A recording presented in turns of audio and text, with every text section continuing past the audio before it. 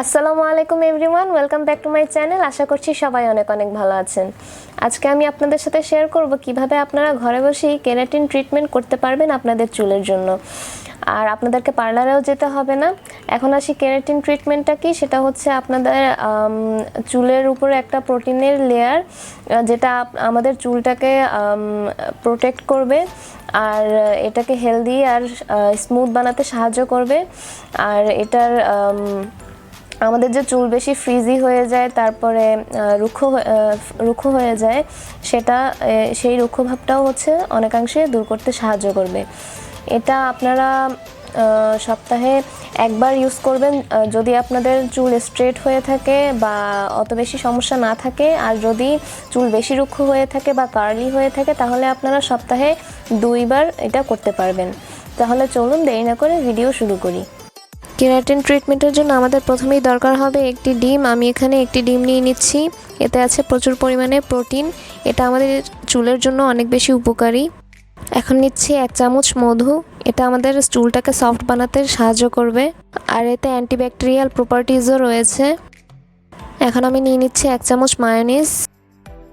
আপনারা চাইলে টক দই ইউজ করতে পারেন। এখন নিয়ে নিচ্ছি কোকোনাট অয়েল। আমি এখানে 2 চামচ কোকোনাট অয়েল ইউজ করছি।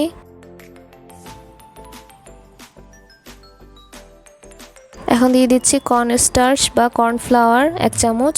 স্টার্চ এই মিক্সচারটাকে ঠিক বানাতে সাহায্য করবে। আমি এখানে মিক্স করে নিয়েছি। এখন আমরা চুলে অ্যাপ্লাই করব। আমি প্রথমে চুল খুব ভালোভাবে আঁচড়ে নিয়েছি। এখন আমি এটা অ্যাপ্লাই করছি। খুবই ছোট ছোট সেকশনে নিয়ে অ্যাপ্লাই করতে হবে, বড় বড় সেকশন নেওয়া যাবে না, তাহলে চুলে ভালোভাবে কেরাটিনটা লাগবে না। খুবই অল্প অল্প ছোট ছোট সেকশন নিয়ে লাগাতে হবে, আর পুরো চুলে লাগাতে হবে। স্ক্যাল্পে লাগানোর প্রয়োজন নেই, শুধু চুলের জন্য এটি।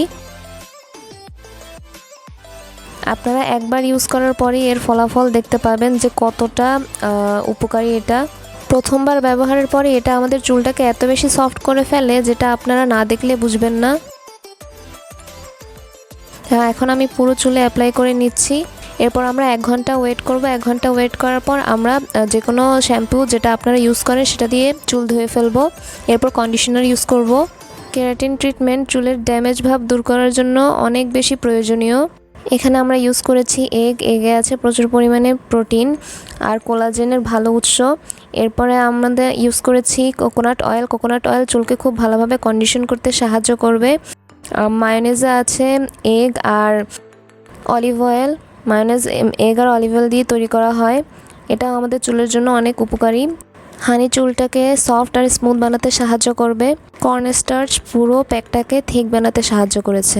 আমার অ্যাপ্লাই করা হয়ে গিয়েছে। এখন আমি চুল বেঁধে রাখবো, তারপরে 1 ঘন্টা পর আমি ফেরত আসছি।